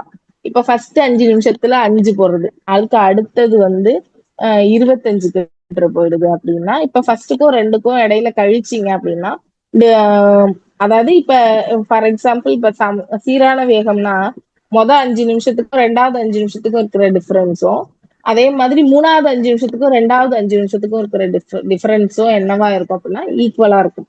அப்ப இதே வந்து கிராஃப் தெரிஞ்சீங்கன்னா சாய்வு எடுத்தீங்கன்னா எந்த 2 புள்ளிகளுக்கு இடைப்பட்ட சாய்வுமே எப்படி இருக்கும் அப்படின்னா ஒன்னா இருக்கும். அப்ப அதான் கான்ஸ்டன்ட்னு சொல்லுவாங்க, மாறாதுன்னு சொல்லுவாங்க, மாறிலின்னு சொல்லுவாங்க. அப்ப மாறாம ஒரே டிஸ்டன்ஸ் தான் நமக்கு கிடைச்சிட்டு இருக்கும். அப்படி கிடைச்சிச்சு அப்படின்னா அது வந்து சீரான வேகம்னு சொல்றோம். அப்படி கிடைக்கல அப்படின்னா அது சீரற்ற வேகம் அப்படின்னு நம்ம சொல்றோம். அதுக்கு அடுத்தது 1 கிலோமீட்டர் பை பர் மணி அப்படிங்கிறது வந்து 5/18 மீட்டர் பை வினாடி அப்படின்னு சொல்றாங்க. அதாவது ஒரு கிலோமீட்டர்ன்றது 1000 மீட்டர், மணின்றது வந்து ஒரு மணி நேரத்துக்கு எவ்வளோ, ஒரு மணி நேரத்துக்கு 60 மினிட்ஸ் 60 × 60 வந்து 3600. ஸோ வந்து அதை 1000/3600 போட்டோம்னா 5/18 வந்து நமக்கு சிம்பிளஸ்ட் ஃபார்ம் கிடைக்கும் அப்படின்னு சொல்லி இங்க போட்டிருக்காங்க. அடுத்து பொதுவான வேகங்கள்னு சொல்லி எவ்வளோ ஒரு பொருள், ஒரு மனுஷன் எவ்வளவு வேகத்துல போவான், பூனை எவ்வளவு வேகத்துல போகும் அப்படின்றத வந்து கொடுத்துருக்காங்க இங்க. அதுக்கு அடுத்தது திசைவே. இப்ப இங்க திசைவேகம் வெலாசிட்டி அப்படின்னா என்னன்னா எப்படி தொலைவு மாறுபாட்டு வீதம் வந்து வேகமோ அதே மாதிரி இடப்பெயர்ச்சி மாறுபாட்டு வீதம் அதுதான் என்ன அப்படின்னா திசைவேகம். இப்ப எந்த 2 புள்ளிகள் வேணா இருக்கலாம், அதுக்கு இடையில இருக்கிற ஷார்டஸ்ட் டிஸ்டன்ஸை எவ்வளவு நேரத்துல அந்த பொருள் வந்து கடந்துச்சு அதுதான் என்ன அப்படின்னா திசைவேகம் அப்படின்னு சொல்றாங்க. அப்ப இந்த திசைவேக மாறுபாடு இடப்பெயர்ச்சி மாறுபாடு பை காலம் அதுதான் என்ன அப்படின்னா திசைவேகம் சொல்றாங்க. Rate of change of displacement by time அதுதான் என்னன்னா வெலாசிட்டி அப்படின்னு சொல்றாங்க. அடுத்தது இதையுமே சராசரி திசைவேகம்னு சொல்லியிருக்காங்க. சராசரினா எவ்வளவு மொத்தமா இடப்பெயர்ச்சி அடைஞ்சிருக்கு, அது எவ்வளவு நேரம் எடுத்துட்டு. இப்ப இதுலயுமே சீரான திசைவேகம், சீரற்ற திசைவேகம்னு ரெண்டா பிரிக்கலாம். சீரான திசைவேகம் அப்படின்னா இப்ப ஒரு பொருள் வந்து இப்ப இங்க பாருங்க, ஃபர்ஸ்ட் ஓன்ற புள்ளியில ஆரம்பிக்குது, அது வந்து ஈன்ற புள்ளிய வந்து அடையுது. அப்ப இது ரெண்டு தொடக்க புள்ளி, இது முடிவு புள்ளி. இதுக்கு இடையிலான ஷார்ட்டஸ்ட் டிஸ்டன்ஸ் பாத்தீங்க அப்படின்னா, இப்போ ஓக்கும் ஈக்கும் நேரடியா கனெக்ட் பண்ணீங்கன்னா எவ்வளவு தூரமோ அதுதான் வந்து ஷார்ட்டஸ்ட் டிஸ்டன்ஸ். 5 கிலோமீட்டரும் கிடையாது, 7 கிலோமீட்டரும் கிடையாது. ஓவையும் ஏ நேரா ஒரு கோடு போட்டீங்கன்னா அதுதான் வந்து ஷார்ட்டஸ்ட் டிஸ்டன்ஸ். அப்ப மொத்தமா எவ்வளவு நேரம் இடப்பெயர்ச்சி எவ்வளவு தூரம் அடைஞ்சிருக்கு, அது எவ்வளவு நேரம் எடுத்துக்கிச்சு, அதுதான் என்ன அப்படின்னா சராசரி திசைவேகம் அப்படின்னு சொல்றாங்க. சீரான திசைவேகம்னா சமகால இடைவெளியில அளவு இடப்பெயர்ச்சி அடைஞ்சிருந்ததுன்னா அது பேர் சீரான திசைவேகம். சீரற்ற திசைவேகம் அப்படின்னா அந்த மாதிரி இருக்காது. சமகால இடைவெளியில சம அளவு தூரத்தை இடப்பெயர்ச்சி வந்து அது அடைஞ்சிருக்காது. இப்ப இங்க இன்னொரு முக்கியமான விஷயம் சொல்லணும். ஸ்கேலார்னா என்ன, வெக்டார்னா என்ன அப்படின்னு. இப்ப ஸ்கேலார் அப்படின்னா என்னன்னா வெறும் எண் மதிப்பும் அலகு மட்டும்தான் அதுக்கு உண்டு. அதுக்கு திசை உண்டா அப்படின்னா கிடையாது. இப்ப நம்ம இடப்பெயர்ச்சின்னு சொல்லும் போது லீனியர் டிஸ்டன்ஸ் அப்படின்னு சொன்னோம். அப்ப லீனியர்னா என்ன, இன்னும் பர்டிகுலர் டைரக்ஷன் அப்படின்னு அர்த்தம். அதாவது நேர்கோடு அப்படின்னா ஒண்ணு வடக்கால போகும், இல்ல தெற்கால போகும், இல்ல கிழக்கு, இல்ல மேற்கு. அப்ப இன்னும் பர்டிகுலர் டைரக்ஷன். அப்போ ஒரு குறிப்பிட்ட திசையில மட்டும்தான் இந்த நேர்கோட்டு தொலைவை வந்து நம்மளால கடக்க முடியும். மாறி மாறி கடந்தோம் அப்படின்னா அது நேர்கோட்டு தொலைவா இருக்காது. சோ லீனியர் அப்படின்னு வந்துட்டுனாவே, நேர்கோடு அப்படின்னாவே அது ஒரு இன்ன பர்டிகுலர் டைரக்ஷன். அப்ப அதுக்கு திசை உண்டு. அப்ப திசை இருந்துச்சு அப்படின்னா அது வெக்டர் அளவு. திசை இல்ல, இப்ப நம்ம தொலைவுல எப்படின்னா பொருள் கடந்த பாதையின் தூரம், அது வளைஞ்சுக்கலாம், வளையாம இருக்கலாம், நேரா இருக்கலாம், ரவுண்டா இருக்கலாம், கட்டமா இருக்கலாம், செவ்வகமா இருக்கலாம். அது அது அது இட் டசன்ட் மேட்டர். அது வந்து எப்படின்னா it just the length of the path. அப்ப அது அது வந்து பாதையினுடைய நீளம் தான் வந்து என்ன அப்படின்னா தொலைவு அப்படிங்கிறது. ஆனா டிஸ்பிளேஸ்மெண்ட் அப்படிங்கிறது அப்படி கிடையாது. அது ஒரு லீனியர் டிஸ்டன்ஸ் அப்படிங்கிறப்ப, நேர்கோட்டு தொலைவுங்கிறப்ப அது ஒரு குறிப்பிட்ட திசையில தான் இருக்கணும் அப்படிங்கிறப்ப அது திசையும் சார்ந்தது. அப்ப திசை மாறினாலும் இங்க திசை வேகம் மாறினாதான் அர்த்தம். இப்ப ஃபார் எக்ஸாம்பிள் நம்ம நேரா வடக்க போயிட்டு இருக்கோம், திடீர்னு ஒரு பெண்ட் எடுத்து இங்க மேற்கையோ இல்ல கிழக்கையோ போறோம் அப்படின்னா அது வந்து என்ன என்ன அப்படின்னா அப்ப அங்க திசை மாறி இருக்கு. அப்ப திசை வேகமும் அங்க மாறி இருக்கு. அப்ப இங்க திசை மாறும்போது அதனோட ஷார்ட்டஸ்ட் டிஸ்டன்ஸ்ன்றது மாறும். அப்ப அதனால என்ன அப்படின்னா திசையை கணக்குல எடுத்துக்கிட்டோம்னா அது வெக்டர் அளவு, திசையை கணக்குல எடுத்துக்கலன்னா அது ஸ்கேலார் அளவு. வேகம், தொலைவு ரெண்டுமே வந்து ஸ்கேலார் அளவு. அதுக்கு எண் மதிப்பு மட்டும்தான் உண்டு, அதுக்கு திசை கிடையாது. ஆனா இடப்பெயர்ச்சி, திசை வேகம் இது ரெண்டுமே வெக்டார் அளவு, அதுக்கு திசையும் உண்டு, எண் மதிப்பும் உண்டு. அப்படிங்கிறது தான். இப்ப நான் சொல்லுவோம்ல ஆசிசோ சோ ரீப்னு சொல்லுவோம். இப்ப வந்து டிஸ்பிளேஸ்மெண்டோட ரேட் ஆஃப் சேஞ்ச் ஆஃப் டிஸ்பிளேஸ்மெண்ட்ன்றது தான் வெலாசிட்டி. சோ அப்ப வந்து டிஸ்பிளேஸ்மெண்ட்ன்றது ஒரு வெக்டார் யூனிட். அப்ப வந்து கண்டிப்பா அதை வச்சு கண்டுபிடிக்கக்கூடிய அந்த வெலாசிட்டிங்கிறதும் ஒரு வெக்டார் யூனிட் தான். அப்ப திசை சார்ந்து இருந்ததுன்னா அது வந்து வெக்டார் அளவு. திசை சார்ந்து இல்லை அப்படின்னா அது ஒரு ஸ்கேலார் குவான்டிட்டி அப்படின்னு நம்ம சொல்றோம். அதுக்கு அடுத்தது முடுக்கு. இப்ப இங்க வந்து என்ன கொடுத்திருக்காங்கன்னா அங்க கொடுத்திருந்தாங்க இல்லையா, மாஸ், டென்சிட்டி, வால்யூம், இது மூணுக்கும் உள்ள அந்த ரிலேஷன்ஷிப் வந்து ஒரு ரெக்டாங்கிள் கொடுத்திருந்தாங்க, ட்ரையாங்கிள் கொடுத்தா அதே மாதிரி இங்க கொடுத்திருக்காங்க. இப்ப இங்க பாத்தீங்கன்னா மேல வந்து டி இருக்கு, கீழே வி இருக்கு. இப்ப டி பை வி அப்படின்னா நமக்கு நேரம் கிடைச்சிடும். அதாவது என்ன அர்த்தம்னா distance, velocity, time. D for distance displacement, V for velocity, T for time. இப்ப நம்ம வெலாசிட்டி கண்டுபிடிக்கணும் அப்படின்னா மத்த ரெண்டையும் எடுத்துக்கணும். டிய மேல போடணும், டீய கீழே போடணும். அப்ப டி பை டீன்னா வெலாசிட்டி அப்படின்னு அர்த்தம். இப்ப நமக்கு டிஸ்டன்ஸ் வேணும்னா வி இன்டு டி, ஏன்னா பக்கத்துல பக்கத்துல இருக்கு. So V into T. அப்ப வி இன்டு டி அப்படின்னா டிஸ்பிளேஸ்மெண்ட் வந்து நமக்கு கிடைச்சிரும். இப்ப டி நமக்கு வேணும்னா D by V, displacement by velocity, திசை வேகம் அப்படின்னு போட்டீங்க அப்படின்னா நமக்கு நேரம் வந்து கிடைச்சிரும். இதான் வந்து இந்த மூணுக்கும் உள்ள தொடர்பு அப்படின்னு சொல்லியிருக்காங்க. முடுக்கம் அப்படிங்கிறது என்ன அப்படின்னா rate of change of velocity, திசைவேக மாறுபாட்டு வீதம். அப்படின்னா என்னன்னா திசைவேகம் எப்படி மாறுது அப்படிங்கிறது தான் என்னன்னா திசைவேகம், முடுக்கம் அப்படின்னு சொல்றோம். நம்ம வந்து ஆக்சிலரேட்டார் அப்படின்னு ஒண்ணு இருக்கு.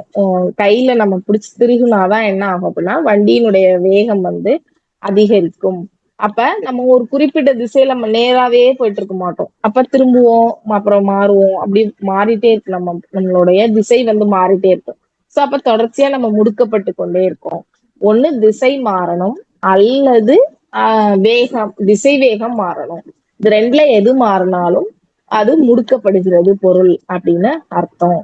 இப்ப வந்து ஒரு கொஸ்டின் கேட்பாங்க, சீரான வட்ட இயக்கத்துல திசை வேகம் மாறுதா அப்படின்னு கேட்பாங்க. பொருள் முடுக்குவிக்கப்படுகிறதா, வட்டப்பாதையில் இயங்கக்கூடிய சீரான திசை வேகத்தில் இயங்கக்கூடிய ஒரு பொருளின் முடுக்கம் மாற்றப்படுதா அப்படின்னு கேட்பாங்க. நம்ம என்ன பண்ணுவோம், வட்ட இயக்கம்னா என்ன, அப்ப சுத்தி சுத்தி வருது, சீரான திசை வேகம்னு சொல்லிட்டாங்க. அப்ப சீரான திசை வேகம்னா திசை வேகம் மாறல, சமகால இடைவெளி சம அளவு திசை வேகம். அப்ப நம்ம என்ன பண்ணுவோம், இல்ல முடுக்குவிக்கப்படவில்லை அப்படின்னு எழுதிடுவோம். ஆனா இல்ல. அப்ப என்ன அப்படின்னா அங்க திசை வந்து தொடர்ச்சியா மாறிட்டே இருக்கு.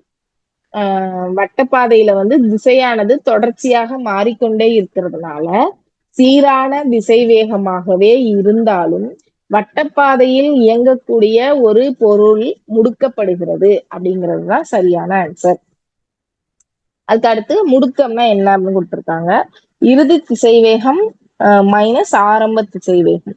அப்ப இறுதி திசைவேகம் எவ்வளவு, ஆரம்ப திசைவேகம் எவ்வளவு, அது ரெண்டுக்கும் இடையில இருக்கக்கூடிய வித்தியாசம் பை காலம். அதான் திசைவேக மாறுபாடு பை காலம். எவ்வளவு மாறி இருக்கு, ஆரம்பத்துல லாஸ்டா நம்ம எவ்வளவு தூரம் வந்திருக்கோம், அது ஆரம்பத்துல எவ்வளவு இருந்துச்சு, இது ரெண்டுக்கும் இடையில இருக்கிற டிஃபரன்ஸ் பை டைம்.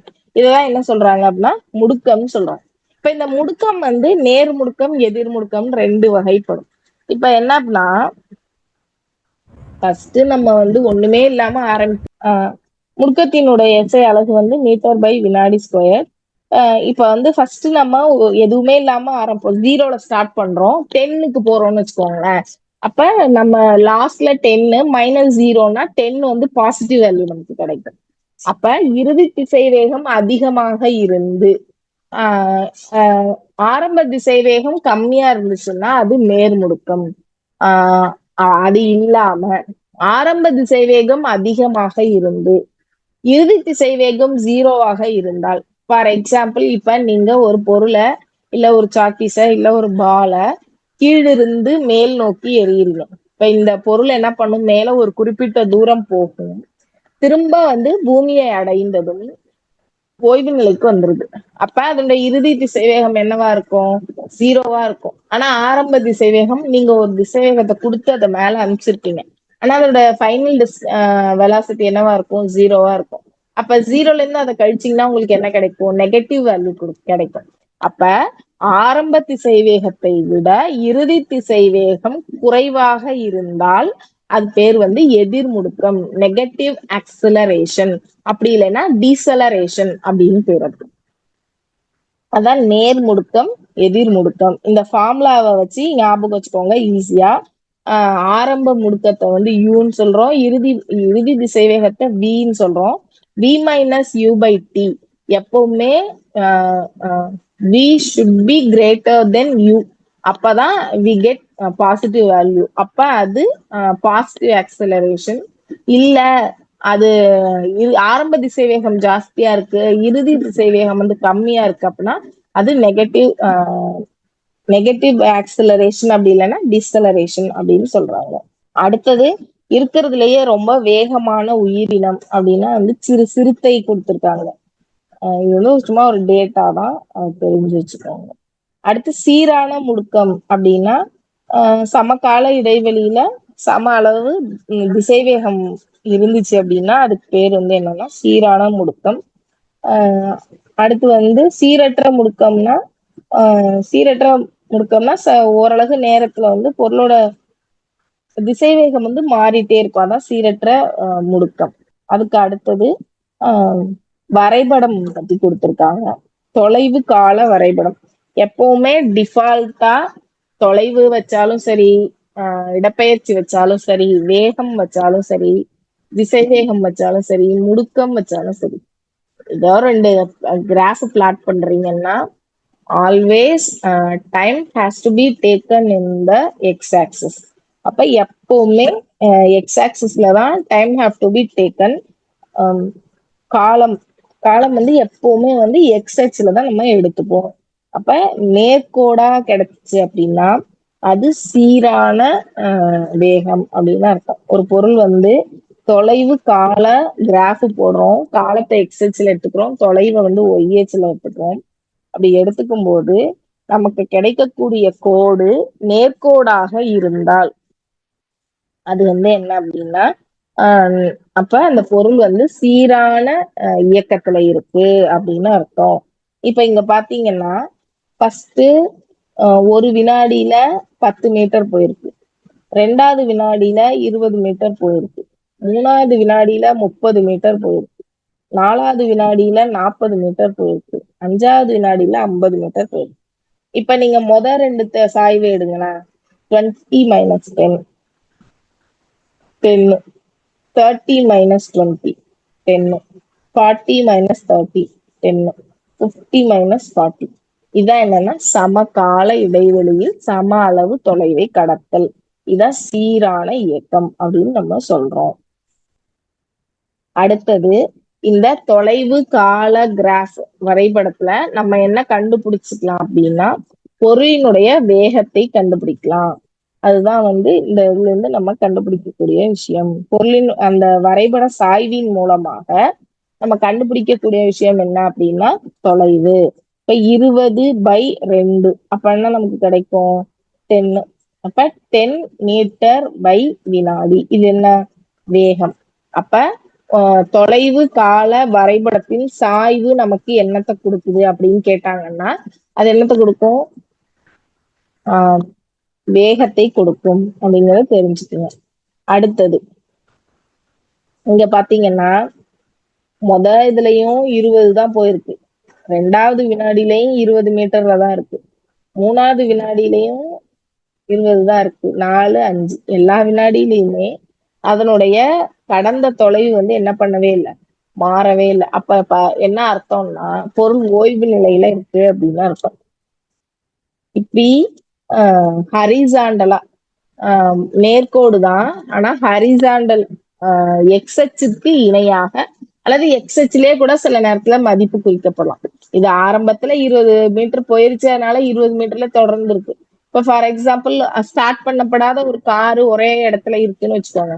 அப்ப 1 வினாடியில அது எங்க இருக்கும்? அதே இடத்துலதான் இருக்கும். 2 வினாடியில அதே இடத்துலதான் இருக்கும். 3 வினாடியில அங்கதான் இருக்கும். எத்தனை வினாடி ஆனாலும் ஸ்டார்ட் பண்ற வரைக்கும் அந்த பொருளுடைய நிலை வந்து மாறவே மாறாது. அப்ப அது வந்து ஓய்வு நிலையில் அந்த பொருள் இருக்கு அப்படிங்கறத நமக்கு குறிக்குது. அது எப்படின்னா எக்ஸ் அச்சுக்கு இணையாக கிடைக்கக்கூடிய கோடுகள் ஓய்வு நிலையை குறிக்கும், அல்லது எக்ஸ் அச்சில் குறிக்கப்படக்கூடிய புள்ளிகளும் வந்து ஓய்வு நிலையை தான் நமக்கு குறிக்கும். அடுத்தது இந்த மாதிரி பரவளையமா நமக்கு கிடைச்சிச்சு அப்படின்னா இது வந்து சீரற்ற இயக்கம். இப்ப நீங்க பாத்தீங்கன்னா எந்த 2 புள்ளிகளுக்கு இடையில நம்ம சாய்வு எடுத்தாலும் அதனுடைய இது வந்து சமமாய் இருக்காது. இங்க பார்த்தாவே தெரியுது. 0க்கும் 1க்கும் இடையில இந்த நீல கலர் புள்ளி வந்து பாத்தீங்கன்னா சின்னதா இருக்கு, 2வது இதுல அதிகமாகுது, 3வதுல அதை விட அதிகமாகுது, 4வதுல ரொம்ப அதிகமாகுது, 5வதுல அதை விட அதிகமாகுது. அப்ப எந்த 2 புள்ளிகளுக்கும் இடையில இருக்கக்கூடிய தொலைவானது சமமாவே இல்லை. அதுதான் என்ன அப்படின்னா சீரற்ற இயக்கம். அப்ப இது பரவளையமாக நமக்கு கிடைக்கும் அப்படின்னு நம்ம தெரிஞ்சுக்கணும். இப்ப இதுல பாத்தீங்கன்னா இன்க்ரீஸ் ஆயிட்டே போகுது. எது அப்படின்னா தொலைவு. அதனால இப்படி கிடைக்குது. இங்க இப்ப 0ல இருந்து 5 நோக்கி போகுது கோடு. இப்ப நீங்க அதே குறைஞ்சிட்டே வருதுன்னு வைங்களேன், மேல ஃபர்ஸ்ட் புள்ளி மேல குறிப்பீங்க, அப்படி இங்க இப்படி வந்துடும், இந்த மாதிரி வந்துடும். அப்ப வேகம் அதிகரிச்சுட்டே போனா இப்படி கிடைக்கும். வேகம் குறைஞ்சிட்டே போனா 5ல ஃபர்ஸ்ட் கிரீப்பிங்க அப்புறம் 0 போறோம். வெளிநோக்கி வந்து வளையமானது இருக்கும். அது உள்நோக்கி இப்படி இருக்கும். அப்ப இந்த வளையம் தான் எப்படி வளைந்திருக்கிறதுன்றத பொறுத்து அதனுடைய அது வந்து வேகம் அதிகரிச்சுட்டே இருக்கா குறைஞ்சிட்டே இருக்கா அப்படின்றத கூட நம்மளால சொல்ல முடியும். அதுக்கு அடுத்தது வேகம் காலம் வரைபடம். வேகம் காலம் வரைபடத்துல இருந்து நம்ம என்ன கண்டுபிடிக்கலாம்னா முடுக்கம் கண்டுபிடிக்கலாம். சீரான இயக்கத்துல வந்து முடுக்கம் வந்து மாறிலியாக இருக்கும். ஏன்னா எந்த ரெண்டு புள்ளிகளுக்கு இடையிலயும் இருக்கக்கூடிய இது வந்து மாறவே மாறாது. சோ எந்த 2 பாயிண்ட் எடுத்தீங்கனாலும் அங்க வந்து ஆக்சலரேஷன் வந்து டிஃபால்ட்டா ஒன்னே தான் இருக்கும். சோ அது வந்து கான்ஸ்டன்டா இருக்கும். அப்ப வேகம் காலம் வரைபடத்திலையும் எக்ஸ்எச்ல தான் காலத்தை எடுத்துக்கிறோம். வேகத்தை வந்து எதுல எடுத்துக்கிறோம்னா ஒய்ஹெச்ல எடுத்துக்கிறோம். இப்ப இங்க பாத்தீங்கன்னா இது பொருள் ஓய்வு நிலையில இருக்குன்னு அர்த்தம். இந்த கிராஃப் பாத்தீங்கன்னா பொருள் வந்து ஓய்வு நிலையில் இருப்பதை நமக்கு உணர்த்துது. ஏன்னா நேரத்தை பொறுத்து பொருள் வந்து மாறல. நேரத்தை பொறுத்து பொருளினுடைய நிலை மாறினாதான் அது வந்து இயக்கத்தில் இருக்கிறதுன்னு அர்த்தம். நேரத்தை பொறுத்து பொருளினுடைய நிலை மாறலைன்னா அங்க வந்து அந்த டோட்டல் ஒர்க் டன் வந்து என்ன அப்படின்னா 0 ஆயிடும். சோ வந்து இங்க பொருள் வந்து ரெஸ்ட்ல இருக்கு, ஓய்வு நிலையில இருக்கு அப்படின்றத நமக்கு இது குறிக்குது. அதே இங்க பாத்தீங்கன்னா பேருந்து வந்து சீரான முடுக்கத்தில் செல்லுதல் அப்படின்னா அதோட திசைவேகம் வந்து கிராஜுவலா இன்க்ரீஸ் ஆகுது. ஃபர்ஸ்ட் 10 மீட்டர் போகுது, அப்புறம் 20 மீட்டர் ஆகுது, அப்புறம் 30, அப்புறம் 40, அடுத்து 50 ஆகுது. அப்ப அதனுடைய இது வந்து கிராஜுவல் இன்க்ரீஸ். எந்த 2 புள்ளிகளுக்கு இடையில இருக்கக்கூடிய டிஸ்டன்ஸ் வந்து சேமா இருக்கு. அடுத்து வந்து பேருந்து எதிர்முகத்தில் செல்லுதல். அங்க பார்த்தோம் இல்லையா குறைஞ்சிட்டே போகுதுன்னு சொன்னோம் இல்லையா. அப்ப குறைஞ்சிட்டே போகும்போது என்ன நடக்கும்னா இந்த மாதிரி அதுவும் வந்து சாய் கோடு தான் நமக்கு கிடைக்கும். ஆனா வந்து இப்படி ஒரு ட்ரையாங்குல ஃபார்ம் பண்ணும். அந்த புள்ளிகள் வந்து ஒரு முக்கோண வடிவுல நமக்கு அமையும். அடுத்து வந்து சீரானது சீரற்றது. நம்ம ஏற்கனவே அங்க வேகத்துல பார்த்த மாதிரிதான். இப்ப நீங்க இந்த கிராஃப் பொறுத்த வரைக்கும் பாத்தீங்கன்னா சீரானது சீரற்றதுங்கிறதுக்கு தொலைவு காலத்துக்கு என்ன வருதோ அதேதான் வேகம் காலம் திசை வேகம் காலம் எல்லாத்துக்குமே வரும். ஆனா பேர் மட்டும்தான் இங்க வேற. ஏன்னா பேசிக்கா வந்து பொருள் நகருது, தொலைவு மாறுது. அதுதான் அங்க நடக்கக்கூடிய விஷயம். அதை வச்சு கண்டுபிடிக்கக்கூடிய வேல்யூ தான் என்னன்னா வேகம் திசை வேகம் அப்படிங்கறதெல்லாம். அப்ப தொலைவு இடப்பெயர்ச்சி எங்க எல்லாம் மாறுதோ அது எப்படியெல்லாம் மாறுதோ அதே மாதிரிதான் வேகமும் திசை வேகமும் மாறும். இதுல வந்து நம்ம போட்டு குழப்பிக்க வேண்டாம். முடுக்கம்னா வந்து வேற யூனிட், வேகம் மாறுது, வேகம் வேற, திசை வேகம்னா வேற, அது வேறையா இருக்குமோ அப்படின்லாம் நம்ம நினைச்சுக்க வேணாம். சொல்லுவாங்களே எரியறதை இழுத்துட்டோம்னா கொதிக்கிறது நின்றுன்னு சொல்லுவாங்க. அப்ப ரூட் காஸ் ரிஷி மூலம் என்னன்னா வேகமும் தொலைவும் இடப்பெயர்ச்சியும் மாறுறதுனாலதான் வேகமும் மாறுது, திசை வேகமும் மாறுது. அப்ப எந்த இதுக்கு வரைபடம் வரைஞ்சாலும் பேசிக்கா என்ன நடக்குது, ஒரு பொருள் கடந்த தொலைவு இடப்பெயர்ச்சியோ மாறிட்டே இருக்கு. அதுதான் நடந்துட்டு இருக்கு. சோ அதுல என்னவோ அது அப்படியேதான் வேகத்துக்கும் திசை வேகத்துக்கும் நமக்கு வரும். இது வந்து வேற அப்படின்னு சொல்லி குழம்பிக்க வேண்டாம். அதுல என்ன கிடைக்குதோ அதே மாதிரிதான். இதுக்கு அடுத்த பக்கத்துல அது இருக்கு, இந்த கிராஃப் இருக்கும் பாருங்க. ஓகே மேம், இத வச்சு ஏல இருந்து பிக்கு, பில இருந்து சிக்கு, சில இருந்து டிக்கு இப்ப மகிழ்ந்து போகுது. அப்படி போகும்போது ஏல இருந்து பிக்கு போகும்போது அதிகரிக்குது, அப்போ வளையம் கிடைக்கும். அடுத்து பில இருந்து சிக்கு போகும்போது ஒரே வேகத்துல போகுது, நல்ல நேர்கோடு கிடைக்கும். அதே சில இருந்து டிக்கு போகும்போது அந்த வளைவு வந்து இங்க இப்படி வெளியில வளையாம உள்பக்கமா வளைஞ்சு கிடைக்குது. உங்களுக்கு அது நல்லா தெரியும். அப்ப இது வந்து வேகம் வந்து என்ன ஆயிட்டு இருக்குன்னா குறையுது. அதோடைய வேகம் குறைஞ்சா அப்ப ஆரம்பத்துல இருந்த வேகம் வந்து ஜாஸ்தியா இருக்கு, முடியும் போது இருக்கிற வேகம் வந்து கம்மியா இருக்கு அப்படின்னு அர்த்தம். அப்ப எதிர் முடுக்கம். அப்ப இங்க கொடுத்துருக்கிறதையும் பாருங்க. காலம் அதிகரிக்கிறப்ப இந்த கோடு வந்து மேல போயிட்டே இருந்தது அப்படின்னா அப்ப வந்து வேகமும் அதிகரிச்சுட்டே இருக்கு அப்படின்னு அர்த்தம். அதுக்கு அடுத்து வேகம் காலம் வரைபடத்துல இப்படி ஒரு horizontal line parallel to x axis கிடைச்சிச்சு அப்படின்னா அப்ப அங்க என்ன நடக்குதுன்னா அதுல அந்த பொருளோட வேகத்துல மாற்றம் இல்லைன்னு அர்த்தம். அதே வந்து இங்க இப்ப எக்ஸ் 0ல இருந்து போன லைன் வந்து மறுபடியும் 0வை நோக்கி வந்துச்சு அப்படின்னா இப்ப என்ன ஆகுது, வேகம் குறைஞ்சிட்டே இருக்கு அப்படின்னு அர்த்தம். இப்ப வரைபடத்தை வச்சு ஒரு கதை சொல்லுங்கன்னு சொல்லியிருக்காங்க. மேபி இந்த ஒரு கொஸ்டின் கூட நம்ம கேட்கலாம். ஏன் அப்படின்னா அப்ப நம்ம கரெக்டா அந்த கான்செப்ட புரிஞ்சிருக்கோமா அப்படிங்கிறதுக்காக இதுக்கு ஒரு கேம் கூட இருக்கு ஆக்சுவலா, டிஸ்பிளேஸ்மெண்ட் டிஸ்டன்ஸ்க்கு. இப்ப இந்த இதுக்கு வந்து ஃபர்ஸ்ட் ஒரு ஸ்டோரி சொல்லியிருக்காங்க. ராஜு பள்ளிக்கு சென்று கொண்டிருந்த போது அவன் தன் பேனாவை வீட்டில் மறந்து வைத்து விட்டது நினைவுக்கு வந்தது. ஃபர்ஸ்ட் அவன் போயிட்டே இருக்கான். ஒரு பாயிண்ட்ல அவனுக்கு ஞாபகம் வருது. மறுபடியும் பேனாவை எடுத்து வர வீட்டிற்கு செல்லும் போது திடீரென ஒரு சத்தம் கேட்டவுடன் அவன் நின்று விட்டான். போறான், மறுபடியும் கீழே வரான். அப்ப குறையுது அவனோட இது டிஸ்பிளேஸ்மெண்ட். அப்ப என்ன பண்ணாராம், திடீர்னு ஒரு சத்தம் கேக்குது, ஸ்டாப் பண்ணிட்டான். அப்ப வந்து ஒரு ஸ்லாங் ஃபர்ஸ்ட் இன்க்ரீஸ் ஆகுற மாதிரி ஒரு லைன், அப்புறம் குறையுது, அப்புறம் மறுபடியும் 0 ஆயிடுது. அப்ப parallel டு எக்ஸ் ஆக்சிஸ். அப்ப ஏன்னா அவன் வந்து 0 ரெஸ்ட்ல இருக்கான் அப்படின்னு அர்த்தம். அப்ப இந்த லைன் அதுக்கு அடுத்து கீழே வந்து ஒரு கதை கொடுத்துருக்காங்க. அந்த மாதிரி ஒரு ஸ்டோரி கொடுத்து அது இதுக்கு ஏத்த மாதிரி ஒரு ஸ்டோரிய வந்து உங்களை ரெடி பண்ண சொல்லியிருக்காங்க. இப்ப நம்ம என்னன்னா இதை வந்து ரிலேட் பண்ண தெரிஞ்சுக்கிட்டா போதும். நம்ம ஸ்டோரி கிரியேட் பண்ற அளவுக்கு நம்ம இது பண்ணணும் இல்ல. இப்ப கொடுத்துருக்கிற கிராஃப வந்து ரிலேட் பண்ணி இதுக்கு இந்த ஸ்டோரி தான் ஆக்ட் அவுட் ஆகும் அப்படிங்கறத நம்ம கண்டுபிடிக்க தெரிஞ்சுனாவே போதுமானது. அடுத்து வந்து ஈர்ப்பு மையம். ஈர்ப்பு மையம் அப்படின்னா என்னன்னா ஒரு பொருளினுடைய மொத்த எடையும் செயல்படக்கூடிய ஒரு புள்ளி. இதுதான் என்ன அப்படின்னா ஈர்ப்பு மையம். ஒரு பொருள் எப்ப நிலையாக நிற்கும் அப்படின்னா எப்ப அதனுடைய ஈர்ப்பு மையம் சமமான பகுதியில வைக்கப்படுதோ அப்ப வந்து அந்த பொருள் வந்து நிற்கும்.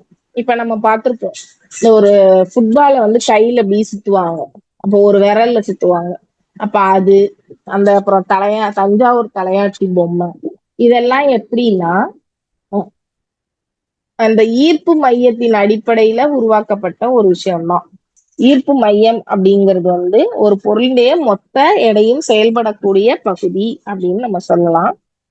இன்னும் ஈஸியா சொல்லலாம் அப்படின்னா இப்ப ஒரு வடிவம் செவ்வகம் சதுரம் இந்த மாதிரிக்கு அதோட டயக்னல்ஸ் சந்திக்கக்கூடிய இடம். டயக்னல்ஸ்னா மூளை விட்டங்கள். மூளை விட்டங்கள் ஒன்றை ஒன்று வெட்டி கொள்ளக்கூடிய இடம் தான் அதனுடைய ஈர்ப்பு மையமாக பெரும்பாலும் இருக்கும் அப்படின்னு சொல்றாங்க. இப்ப சதுரத்துக்கு செவ்வகத்துக்கு பாத்தீங்கன்னா 2 டயக்னல் இருக்கு. இந்த 2 டயக்னலும் எங்க வெட்டிக்குதோ அதுதான் என்ன அப்படின்னா ஈர்ப்பு மையம் அப்படின்னு சொல்றாங்க. அடுத்தது வந்து முக்கோணம். முக்கோணத்துக்கு 3 டயக்னல்ஸ் இருக்கு. அதனுடைய ஈர்ப்பு மையம் அதனுடைய நடுவுல இருக்கும். அதே மாதிரி ஒரு பொருள் வந்து சமநிலையில இருக்கணும் அப்படின்னா கண்டிஷன்ஸ் இருக்கு. இப்ப இந்த இதை பாத்தீங்கன்னா இப்ப இந்த உருளைய வந்து கூம்பு பகுதி, கூம்பு வந்து அகலமான பகுதியை வந்து கீழே வச்சீங்க அப்படின்னா என்ன நடக்கும்னா அது வந்து ஸ்டேபிளா இருக்கும், இந்த உறுதியான நிலையில இருக்கும். அதே வந்து அகலமற்ற பகுதியை வந்து கீழ் நோக்கி வைக்கும்போது அது ஈஸியாக விழுந்து விடக்கூடிய வாய்ப்பு இருக்கும். ஆனா வந்து அகலமான பகுதியில இருக்கும்போது அதை அவ்வளவு ஃபாஸ்டா நம்மளால தள்ளிவிட முடியாது அப்படின்னு சொல்றாங்க. அப்ப stable equilibrium, unstable equilibrium, neutral equilibrium அப்படின்னு சொல்றாங்க. ஈக்லிபிரியம்னா சமநிலை. ஒரு பொருள் நிலையா ஒரே நிலையில இருக்கணும். ஒரு பொருளை வச்ச நிலையில இருக்கணும். இப்போ ஒரு பாலை வந்து நீங்க வச்சீங்கன்னா வச்ச நிலையில இருக்காது, அது உருண்டுகிட்டே இருக்கும். அதான் அதனுடைய இயல்பு. ஏன்னா அதனுடைய ஷேப் அப்படி. ஏன்னா அந்த ஈர்ப்பு மையம் வந்து பூமியில இருந்து உயரத்துல இருக்கு. அப்போ ஒரு பொருள் வந்து சமநிலை ஈக்லிபிரியம் ஸ்டேஜ்ல, இதே அந்த உருளைய வந்து இந்த மாதிரி நம்ம வைக்கும்போது ஸ்லாண்டிங்கா வைக்கும்போது அப்ப வந்து அது நியூட்ரல் நடுநிலை சமநிலையில இருக்கும். நியூட்ரல் ஈக்லிபிரியம்ல அது இருக்கும் அப்படின்னு சொல்றாங்க. அடுத்து சமநிலைக்கு என்னென்ன நிபந்தனை? ஃபர்ஸ்ட் விஷயம் என்ன அப்படின்னா ஈர்ப்பு மையம் வந்து குறைந்த உயரத்துல இருக்கணும் அப்படின்னு சொல்றாங்க. அதுக்கு அடுத்தது பொருளினுடைய அடிப்பரப்பு வந்து அகலமானதாக இருக்கணும். அதுக்கு அடுத்தது பொருளுடைய அடிப்பகுதி வந்து கனமா இருக்கணும். இந்த கான்செப்ட் தான் தஞ்சாவூர் தலையாட்டி பொம்மை. இப்ப தஞ்சாவூர் தலையாட்டி பொம்மையை பார்த்தீங்க அப்படின்னா ஒரு அடியில ஹாஃப் சர்க்கிள் ஹெமி சர்க்கிள் இருக்கும். ஹெமிஸ்பியர், அந்த ஹெமிஸ்பியர்ல பாத்தீங்கன்னா களிமண் ஜாஸ்தியா வச்சிருப்பாங்க. அந்த மேல இருக்கக்கூடிய பொம்மை வந்து ஒரு ஹாலோ ரீஜியனா இருக்கும். உள்ளார வந்து ஒண்ணுமே உள்ளீடு அற்றதா இருக்கும். ஆனா அடியில வந்து மண்ணு வச்சு ஃபில் பண்ணியிருப்பாங்க. அப்ப வெயிட் பாத்தீங்கன்னா அடியில ஜாஸ்தியா இருக்கும், மேல இருக்காது. சோ அப்ப இந்த கான்செப்ட்லாம் வச்சுதான் இந்த பொம்மை செஞ்சது. ஒரு ஃபுட்பால் எப்படி சுத்த விடுறது, பைசா நகரத்தின் சாய்ந்த கோபுரம் இருக்கு இல்லையா, அந்த அது வந்து எப்படி சாஞ்சு இருக்கு, ஸ்லாண்டிங்கா இருக்கும். ஆனா ஸ்டேபிளா நிக்கும். அதுக்கு காரணம் வந்து அதுக்கு ஏத்த மாதிரி அந்த ஃப்ளோர்ல அதோட வெயிட்டை வந்து பேலன்ஸ் பண்ணி வச்சிருக்கிறதுனால தான் அது வந்து வேர்ல்டு வண்டர். சாய்வாக இருந்தாலும் சமநிலையில ஒரு பொருளாக அது வந்து இருக்கு. அதுக்கு அதெல்லாம் தான் வந்து சமநிலையில இருக்கணும் அப்படின்னா இதெல்லாம் கண்டிஷன்ஸ் அப்படின்னு சொல்லியிருக்காங்க. இந்த தஞ்சாவூர் தலையாட்டி பொம்மையை பத்தி சொல்லியிருக்காங்க. அடுத்து ஈர்ப்பு மையத்துடைய நடைமுறை பயன்பாடுகள். இப்ப நம்ம ட்ரெயின் டிக்கெட் புக் பண்றோம் அப்படின்னு வச்சுக்கோங்களேன். இப்போ ஒரு நம்ம என்னதான் வந்து ப்ரெஃபரன்ஸ் கொடுத்தாலும் அது டிஃபால்ட்டா வந்து ஒரு ஒரு சீரியல்ல அது வந்து ஃபீல் பண்ணிட்டே வரும். அது எதுக்காகன்னா இந்த சென்டர் ஆஃப் கிராவிட்டி. அப்ப ட்ரெயினோட ஒரு இதுல மட்டுமே கூட்டம் ஜாஸ்தியாகவோ இல்ல வந்து ஒரு பர்த்ல மேலேயோ இல்ல அடியிலயோ மிடில்லையோ இல்ல கீழேயோ வந்து வெயிட் ஜாஸ்தி ஆயிடாம அது ஒரு பேலன்ஸ்டா இருக்கணுங்கிறதுக்காக தான் அது வரிசையா ஃபில்லப் ஆயிட்டே வரும். அதே மாதிரிதான் இப்ப வந்து இந்த டபுள் டக்கர் பஸ்ன்னு சொல்லுவாங்க. டபுள் லேயர் இருக்கும். அதுல வந்து ஒரு நம்பர் ஆஃப் பேசஞ்சர்ஸ் வந்து மேல எக்ஸீட் ஆகாம பாத்துக்குவாங்க. கீழே வேணா நிக்கலாம், ஆனா மேல போகிறப்ப வந்து உட்கார்றதுக்குள்ள இடம் மட்டும்தான் உட்காரலாம், நின்னுட்டு யாரும் வர முடியாது. அப்ப ஏன் அப்படின்னா அதுவும் வந்து இந்த ஈர்ப்பு மையத்தின்காக. அப்ப அது ஓவர்லோட் ஆச்சுன்னா என்ன ஆயிடும்னா பஸ் வந்து கவுந்துரும். அதனாலதான் வந்து அதையுமே பேலன்ஸ்டா வச்சுப்பாங்க. இப்ப இந்த சொகுசு பேருந்துகள் வந்து உயரமா இருக்கும். ஆனா அடியில வந்து பாத்தீங்கன்னா இந்த லக்கேஜ் வைக்கிற ஸ்பேஸ் இருக்கும். ஏன்னா அதோட பேஸ்ல வந்து அந்த லக்கேஜ் ஏத்திட்டோம்னா அதோட வெயிட் ஜாஸ்தி ஆயிடும். சோ வந்து அந்த ஈர்ப்பு மையம் வந்து குறைவான உயரத்திலே இருக்கும். அதுக்கு அடுத்தது பந்தயக்காரர்கள் வந்து ரொம்ப உயரமா இல்லாம இருக்கிறதுக்கு காரணம் வந்து என்னன்னா அது சீக்கிரமா அப்படி பல்ட்டி அடிக்காம அப்படி கவுந்துராம. ஏன்னா ரொம்ப ஸ்பீடா போய் அவங்க திரும்பும் போது இப்ப நம்ம பார்த்தோம்னா ஸ்கூட்டரோட அந்த வீல் வீல் இருக்குல்ல, அது வந்து டயாமீட்டர் கம்மியா இருக்கும். ஆனா அதே வந்து பெரிய வீல் வந்து அவ்வளவு வேகமா நம்மள தள்ளி விட்டுறாது. ஆனா வந்து ஸ்கூட்டியோடது வந்து டக்குன்னு தள்ளி விட்டுரும். இது எல்லாமே என்ன அப்படின்னா இது எல்லாமே எதை பேஸ் பண்ணுதுன்னா இந்த சென்டர் ஆஃப் கிராவிட்டின்னு சொல்லக்கூடிய ஈர்ப்பு மையம் அடிப்படையானதுதான் அப்படின்னு சொல்லியிருக்காங்க.